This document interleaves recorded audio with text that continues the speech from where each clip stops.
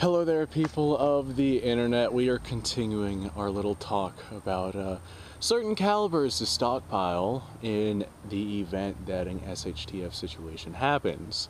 So up next is a very, very popular one. This is 7.62 NATO / 308. This is probably, this 223, 5.56, and 7.62 x 39 are like the trifecta of go-to calibers for stockpiling for SHTF situations.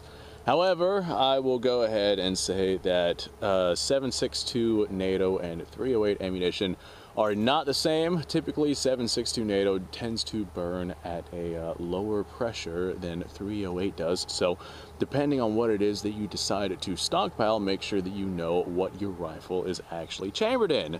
That being said, I do not have a automatic feeding rifle like a self-loading rifle chambered in 308 or 7.62 NATO, so I am out here with my Vito Mauser. This is chambered in 7.62 SETME, but it handles 7.62 NATO ammunition just fine. I would recommend going with some sort of automatic platform as opposed to an old school bolt action rifle, but this is what I have for today's video. So 7.62 NATO, it is actually a 308 diameter bullet that is going to travel around 2,800 or so feet per second. It is a shorter length cartridge than the 30-06, but it was designed to mimic the M2 ball 30-06 ammunition that the United States was using in its, for a very long time. That's what the United States was using. And that old school 30-06 ammunition would do approximately what M80 308 or M80 7.62 ammunition nowadays does. So basically the same projectile going down, well, it is the same projectile going down range at basically the same velocities.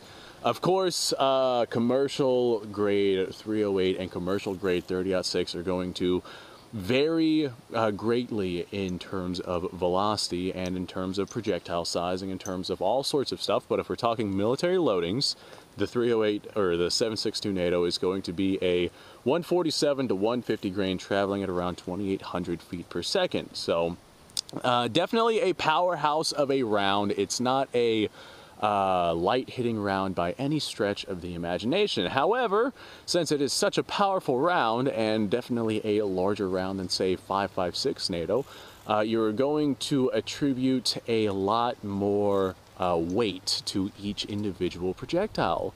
So although it is a powerful round, you're going to have a lot less ammunition if you're going to carry the same ratio of weight from 7.62 NATO to say 5.56 NATO. There's a reason why most of our ground forces carry the M4 platform in 5.56 NATO.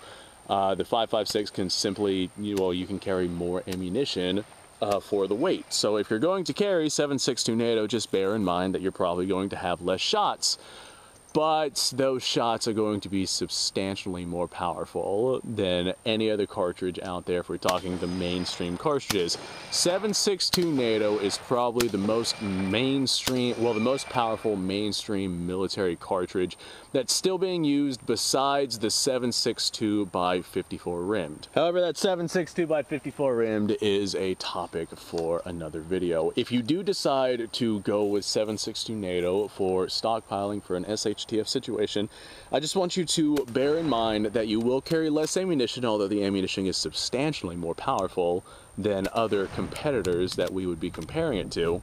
But you're going to carry less ammunition and it's going to be more expensive. Typically 7.62 NATO / 308 ammunition for like just the standard full metal jackets is going to run around 65 cents or so a round, whereas something like 5.56 or 223 is going to run roughly around 30 cents a round.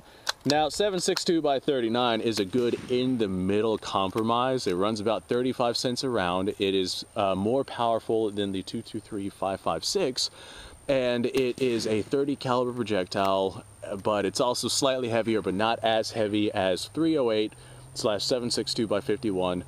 There's definitely some pros and cons whenever it comes to picking your ammo type. Honestly, I would say 7.62 by 39 is like a good in the middle, like if you want more power than 5.56, but you don't want the downsides of 308, 7.62 by 39 might be the most adequate way to go. Now 7.62 by 51 NATO / 308 ammunition. I'm going to go ahead and use that interchangeably.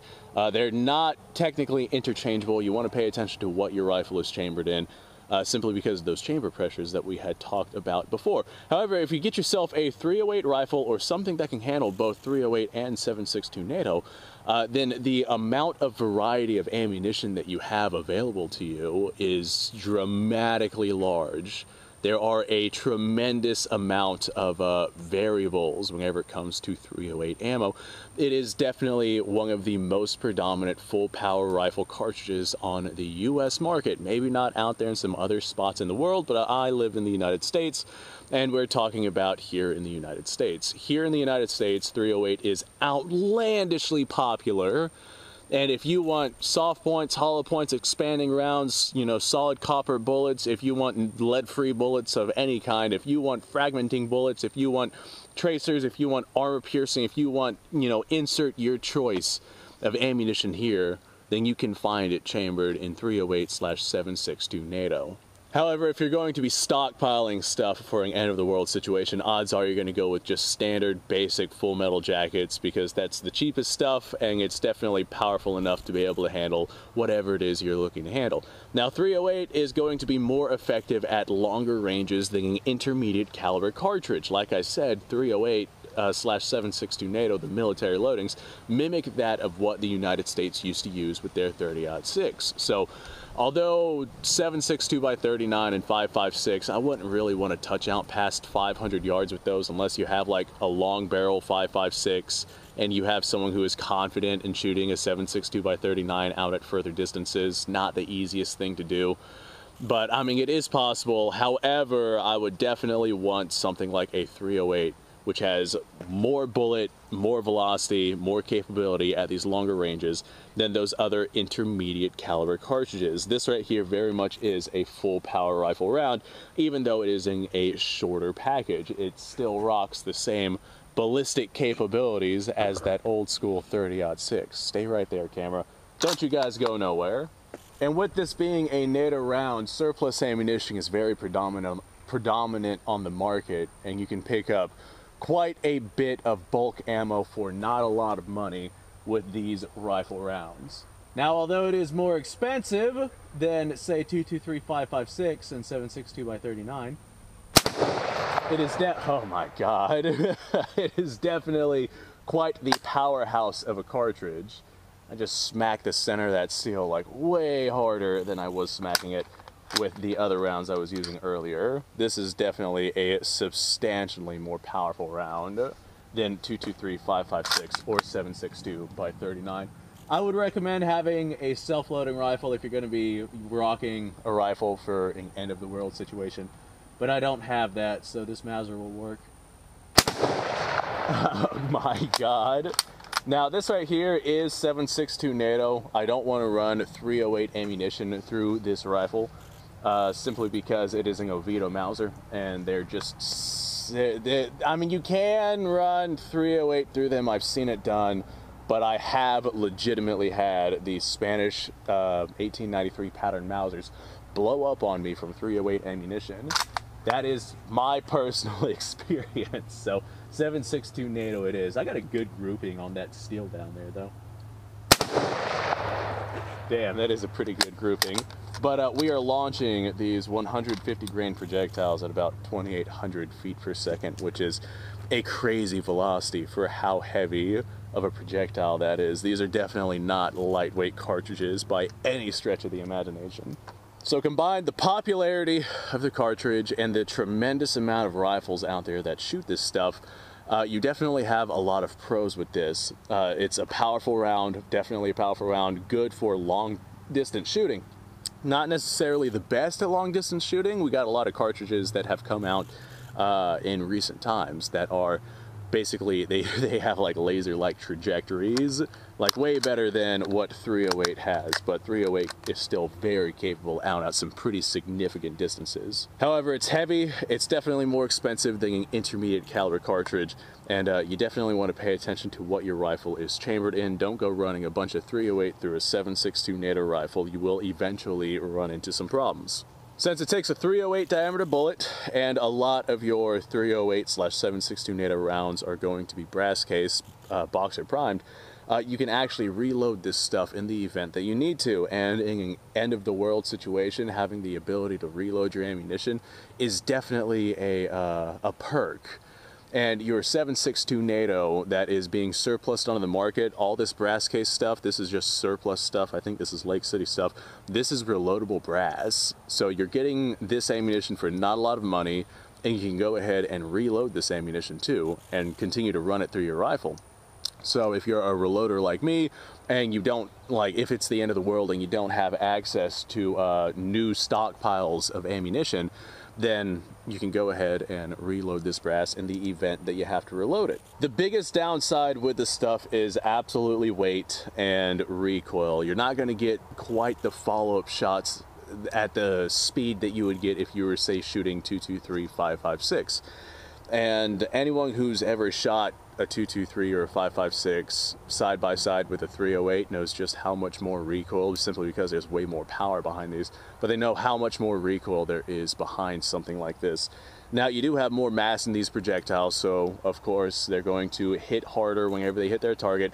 However, if you have specialty rounds like, say, Tracer or AP or something like that, with a 308, it's going to be dramatically more effective than if you were to have that same round in its 5.56 counterpart.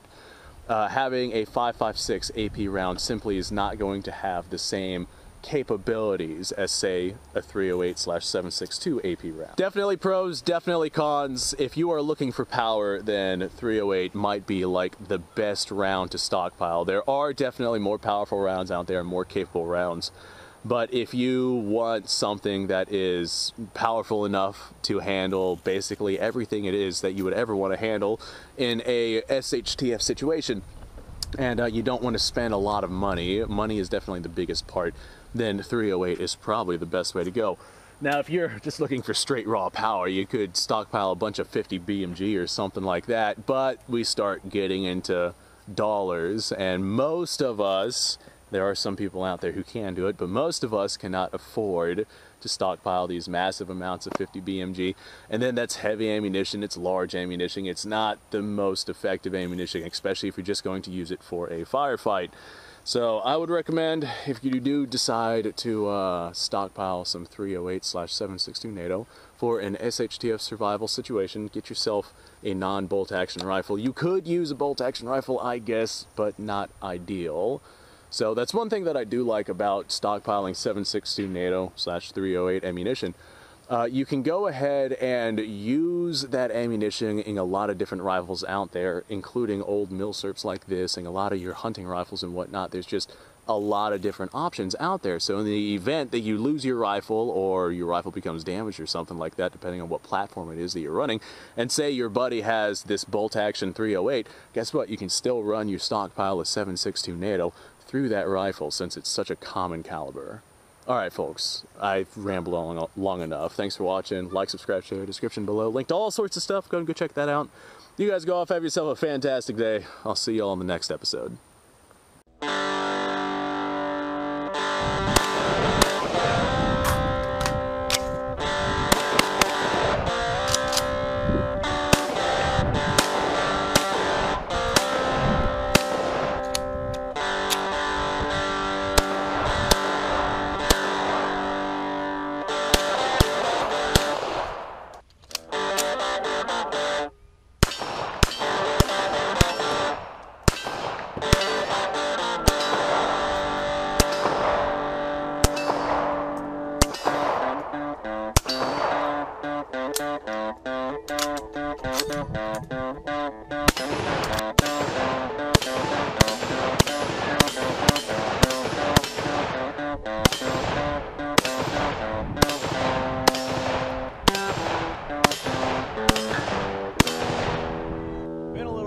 since I've done this.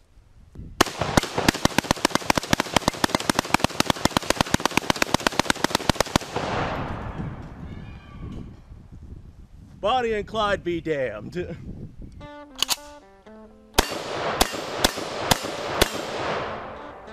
poor man's Garrett.